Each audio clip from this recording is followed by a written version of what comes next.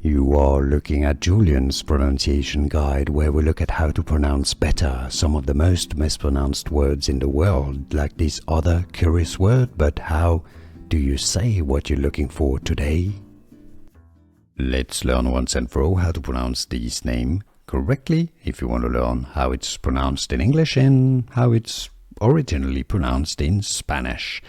Now, it means the son of Ramiro, which is another Spanish name. The Spanish pronunciation is Ramirez, Ramirez, with a stress on the mi syllable. Now, in Spanish from Spain, central Spain, the Z at the end is pronounced like TH, so Ramirez. Now, in other parts of Spain or other Spanish-speaking countries, the Z at the end is pronounced like an S. Ramirez, Ramirez, okay? So two different Spanish pronunciations there. Now, in English, it's usually pronounced as Ramirez, with the Z pronounced like a Z, like a Z sound. Ramirez, Ramirez is usually the English pronunciation. Ramirez or Ramirez in Spanish pronunciation. And now you know it all.